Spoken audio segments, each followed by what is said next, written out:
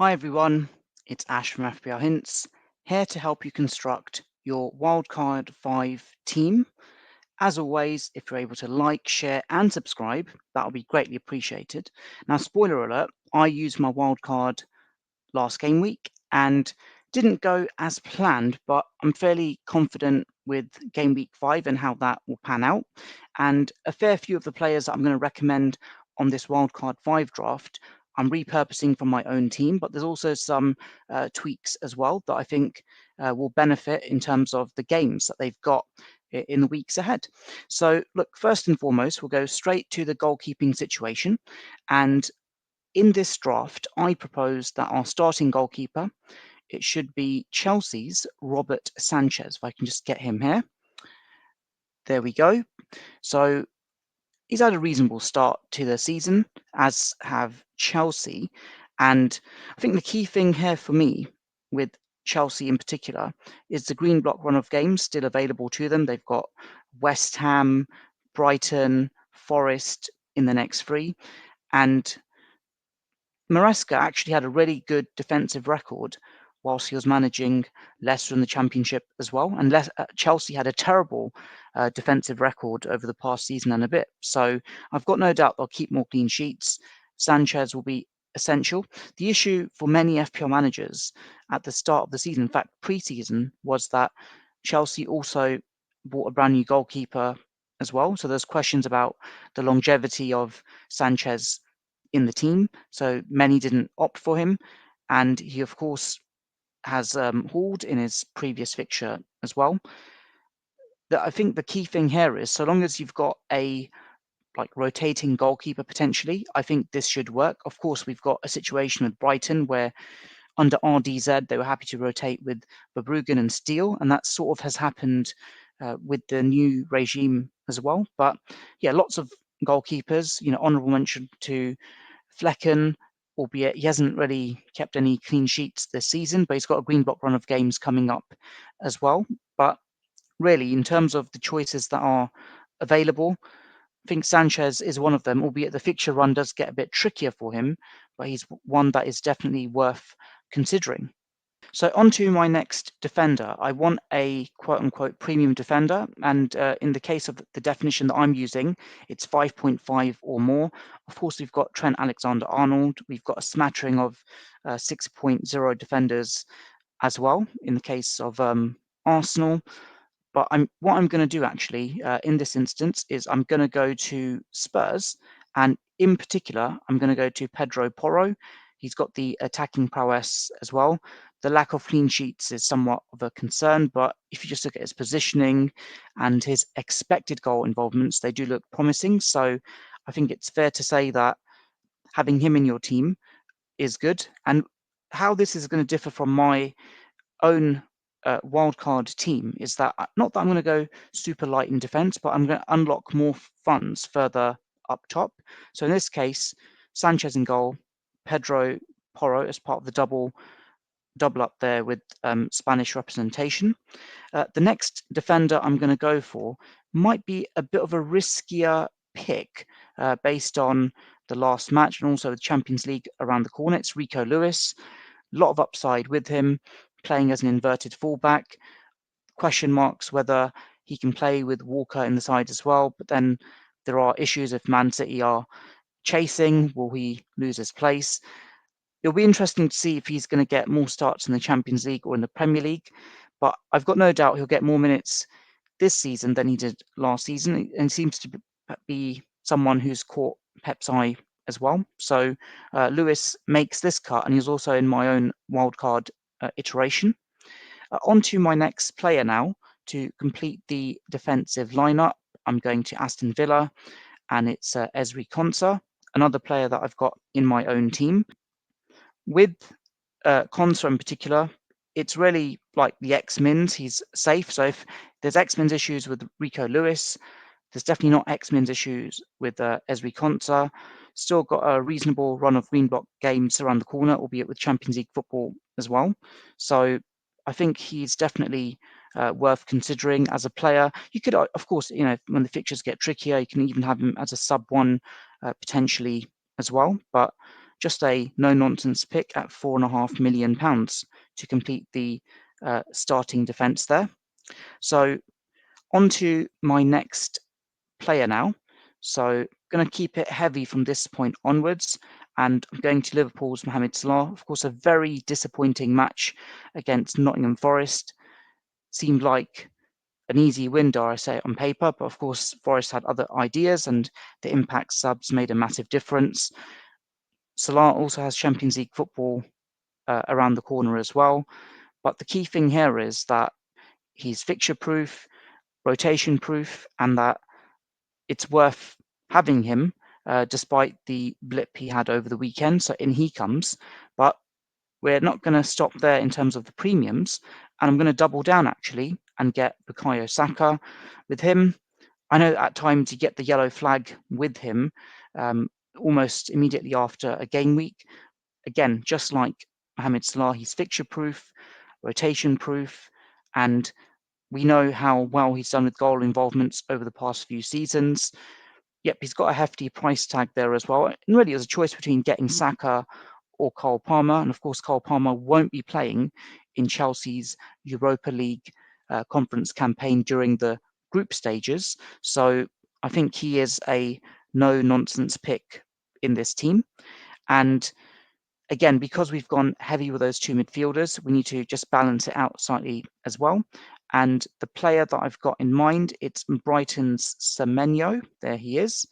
So with Semenyo,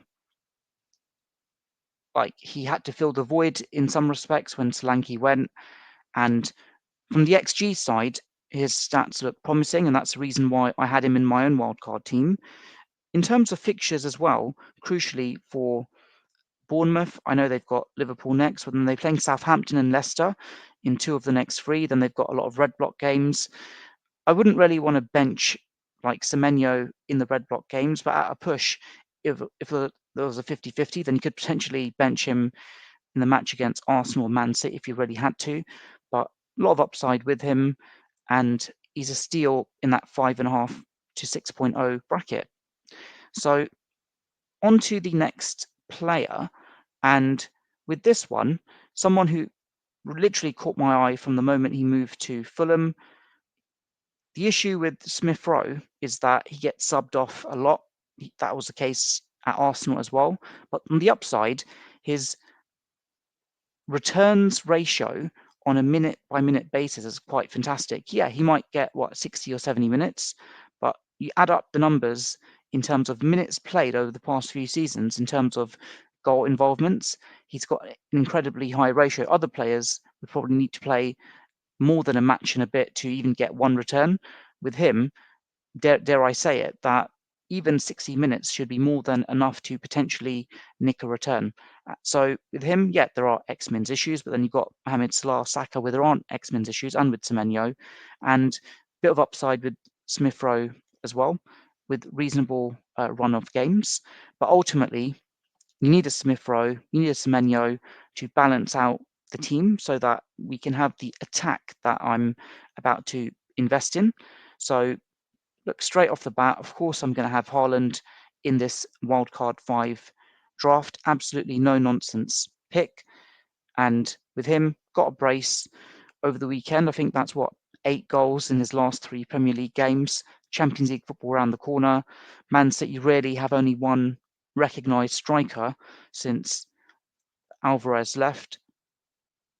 Yeah, there'll be times you might captain Mohamed Salah over Haaland, but look at that.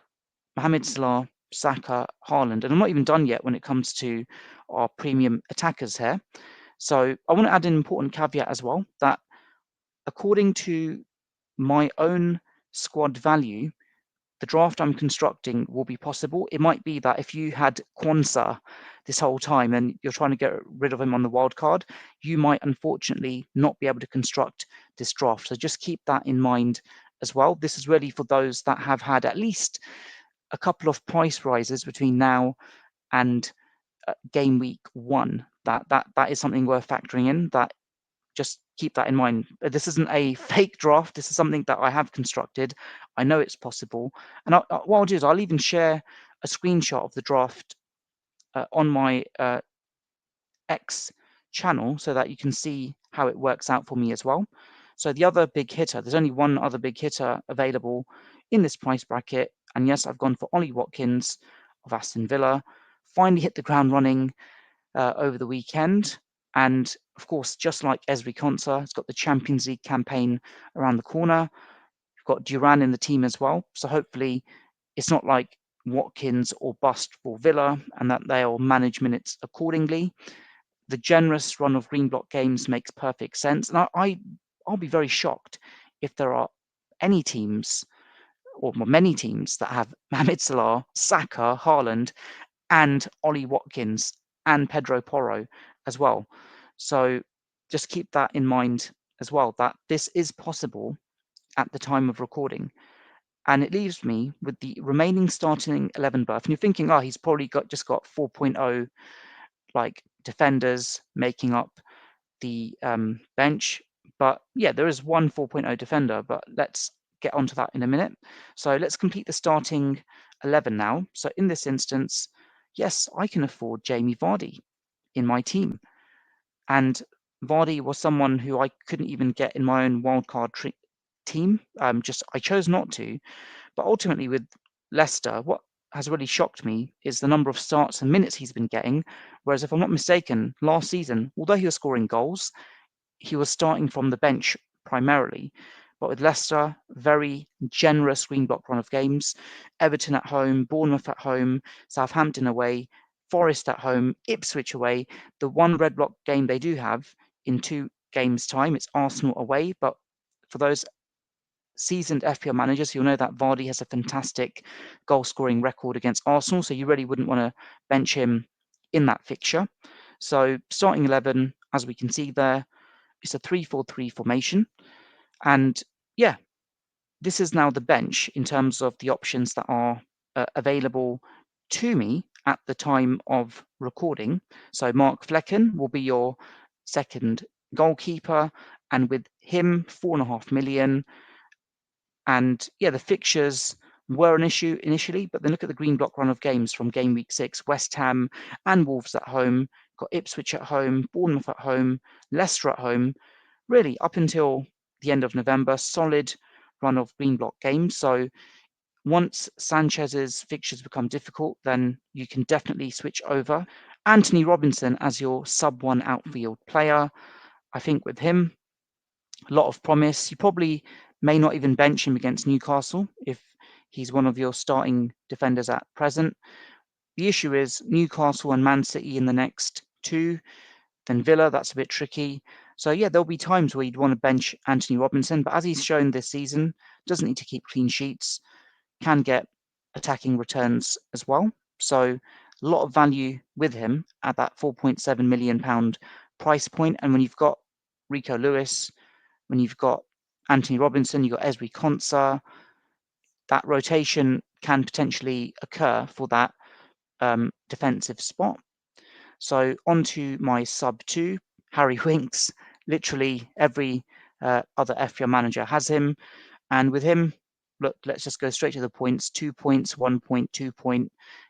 He's your cameo points player as and when required in FPL. But yeah, at the very most, he's going to be, a sub 2 or a sub 3. I think he randomly scored in the League Cup, but let's be honest, when Leicester's main players are available, yeah, he's not going to be involved from an XGI side, and from an XGI per 90 looks 0.06. So you've just got him really as bench fodder. So let's keep it at that. Sub 2, sub 3 at the very best. So yeah, you shouldn't have a situation where you're ever starting him. Onto my sub 3 player now. It's Jacob Reeves. He's the only 4.0 in this Wildcard 5 draft. He's been somewhat promising with this Ipswich team to date. Kept a clean sheet. Annoyingly for me, on my wildcard, he was my sub 3.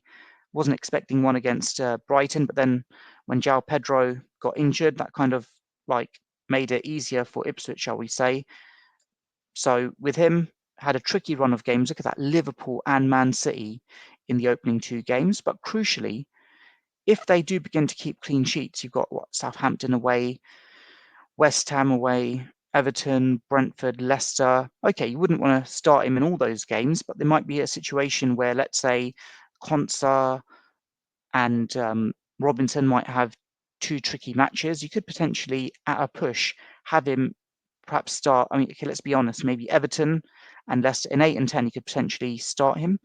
But in terms of 4.0 defenders who seem to be guaranteed X mins and have the green block run of games, it's really Jacob Reeves that seems to stand out. I mean, there's Bednarek at a push for Southampton, but not really a bastion of clean sheets from what we've seen either. So, yeah, that is my completed mock Wildcard 5 draft. It's a mock because I've used my wildcard in the previous game week, but I wanted to construct this because I kind of felt that on my social channels there were a lot of teams that basically looked the same. And I just wanted to show you that there is a lot of variety in terms of the picks you can do. And I do particularly like, if I was doing a SWOT analysis here as well, that the strengths, you've got a lot of big hitters in this draft with Porro, Salah, Saka, Haaland, and Watkins. The weaknesses are that I haven't got a Cole Palmer, I haven't got any Arsenal defensive cover, but the trade-off was, do I want Saka or do I want defensive Arsenal cover? And I went for Saka in this instance. In terms of the opportunities, I think with Vardy and the green block run of games, a lot of upside there. Smith Rowe as well, just like as a pound for pound points per million player, I think he offers a lot of promise as well. In terms of the actual threats with this actual draft, I think the issue we've really got here is that I've got a fair few players that are playing in the Champions League, and obviously that means there'll be more fatigue. Crucially, with Champions League this season, they're playing on the Tuesday, Wednesday, and the Thursday. So Arsenal will definitely play match day 1 of the Champions League on the Thursday. So obviously the turnaround time between that and the next Premier League game will be problematic for them as well. Whereas with Man City, they're playing slightly earlier, so they'll get a bit more rest, as it were. So it's something worth factoring in as well, that whilst you want to get the quality premium players, the Champions League obviously brings its own challenges to FPL managers. So just factor that in as well. In terms of the strengths as well, the bench I've gone through, got rotating goalkeepers, playing sub 1, and then, yeah, sub 2 cameo player, and the sub 3 defender potentially could start him as well. But I wanted to construct this draft in such a way that you could basically, if you needed to, roll the free transfer straight after as well. I didn't want to construct a really good draft for Wildcard 5 and just leave it at that. But at the same time, Wildcard 4 was an upside opportunity. Wildcard 5 is probably a week too soon because the fixtures do change for a lot of teams from game week 6. But look, if you've had a bad start to the season, don't just wait another game week and wait for like Kwanzaa to drop to 4.1 or whatever it is. You need to get that jump start. Why use that wildcard later when you've got the opportunity here right now? So at the time of recording, I can create this draft with Haaland, Watkins, Saka, Salah, and Pedro Porro, but if you were to activate your wildcard, let's say a minute before the game week 5 deadline, this might not even be possible because of the price changes.